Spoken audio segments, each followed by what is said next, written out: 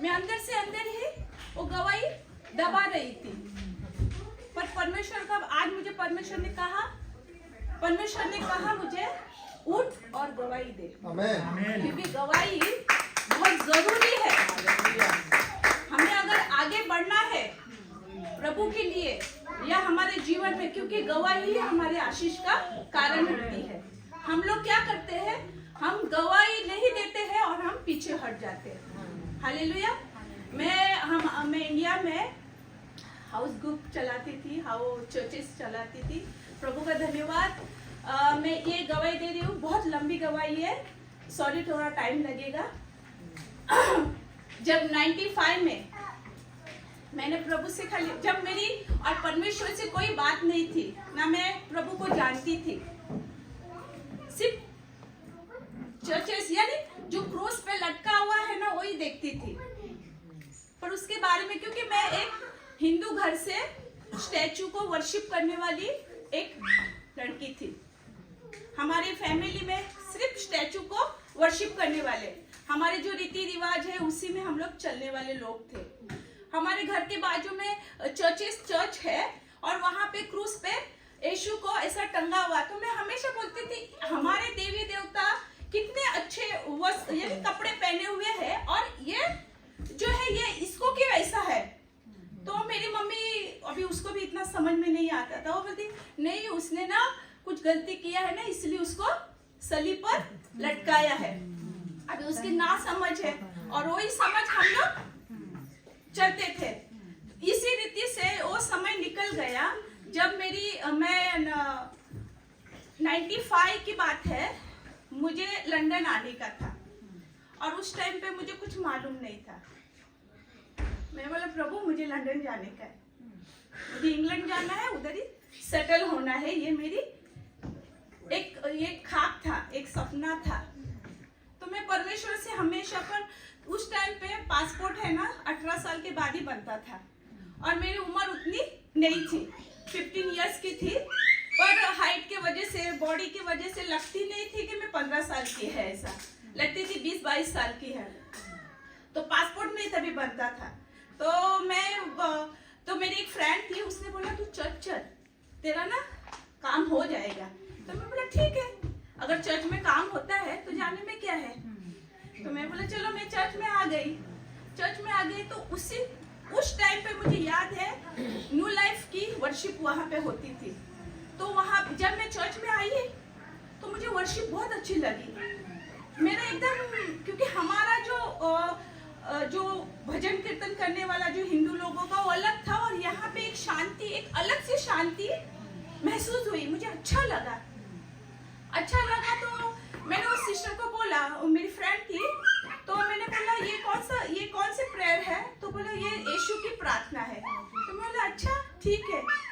तो मैं आने लग गई, 2-3 संडे आई। फिर उसके बाद उसने मुझे क्या बोला, नहीं ये यानी मूर्ति पूजा को शैतान बोलने लगी। तो मैंने बोला ऐसा नहीं बोलने का। मैं बोला वो भी, क्योंकि देखो हम बचपन से उसमें आए हैं, अचानक कोई बोल देगा तो हम लोग को भी तो तकलीफ होती है ना, है क्या नहीं। तो मैंने बोला नहीं ऐसा नहीं बोलने का। उसने ऐसा बोला ना, इसलिए मैंने उसके पास जाना बंद कर दिया, चर्च में भी जाना बंद कर दिया। तो उसका बेटा मुझे बुलाने आता था कि दीदी चलो ना, मम्मी बुला रही है। मैं बोला मैं नहीं आऊंगी, तुम लोग ऐसा ना भड़काते हैं। तो मैंने बोला, फिर पता ना अचानक मुझे अंदर से क्या हो गया। फिर वापस मैं एक दिन वापस चर्च गई। वहाँ पे पास्टर थे जो अजय कुमार पास्टर है उस टाइम पे, अभी भी शायद फॉरेन में ही कहीं सेटल हो गए वो पास्टर। तो उन्होंने मेरे लिए प्रार्थना किया फॉरेन के लिए। मेरा पासपोर्ट भी बन गया और थोड़ा सा उम्र ज्यादा डाल के पासपोर्ट बनवा दिया, सब कुछ हो गया और मुझे काम भी मिल गया। पर पता नहीं काम के वो पास्टर ने ना मेरे लिए प्रार्थना किया। वो सिस्टर ने बोला कि आप प्रार्थना करा के ले लो, क्योंकि तू अभी जाने वाली है, तू प्रार्थना करा के ले ले। तो उन्होंने मेरे लिए प्रार्थना किया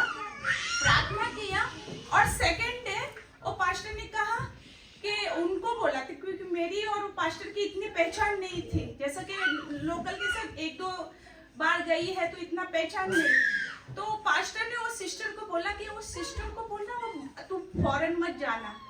तो मैंने बोला ऐसे कैसे तुम लोग बोल सकते हैं, तुम लोग चर्च में जाते तो ऐसे बोलते हैं क्या? ऐसे इसलिए मुझे और भी गुस्सा आया। मैं बोला तो कौन होता है मेरे लिए ऐसा बोलने वाला, क्योंकि मुझे सच्ची में प्रभु के लोगों के लिए इतना मालूम ही नहीं था।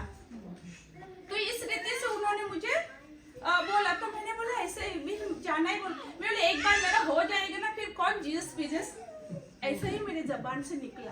प्रभु सुन रहा है ये बातें, क्योंकि देखो परमेश्वर हमारा बहुत महान है।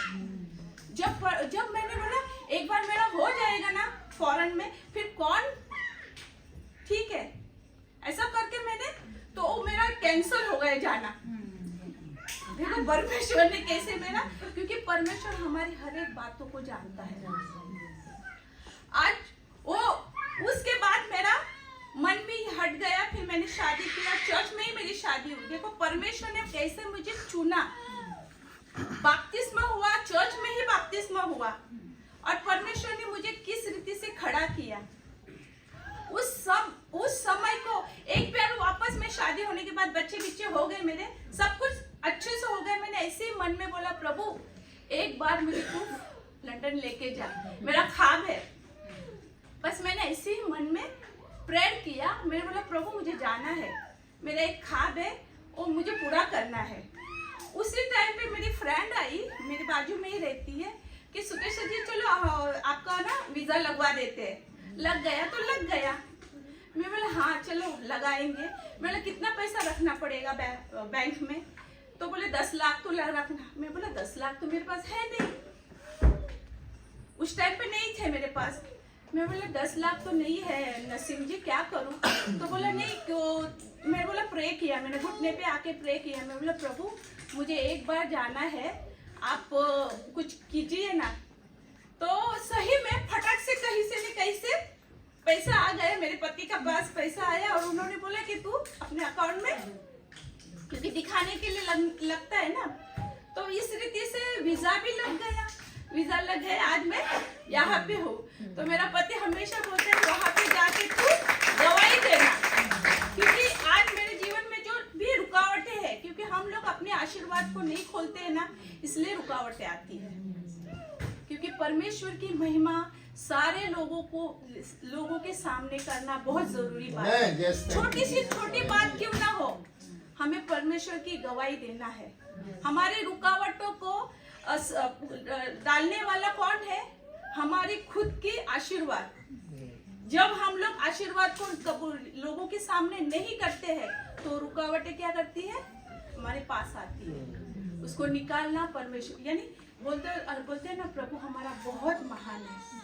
मैं परमेश्वर का धन्यवाद करती हूँ। मैं प्रेयर करती हूँ कि प्रभु जैसे तूने मुझे लाया वैसे मेरी फैमिली को भी लाएगा, और मुझे विश्वास है हमारे लिए असंभव है तो परमेश्वर के लिए कोई भी कठिन नहीं है ना। असंभव को संभव करने वाला हमारा परमेश्वर। मैं प्रभु का धन्यवाद करती, आप लोग सबका धन्यवाद करो मेरी फैमिली के लिए। आप हमेशा दुआ में रखो। हालेलुया। प्रभु आप सबको आशीर्वाद दे। हालेलुया।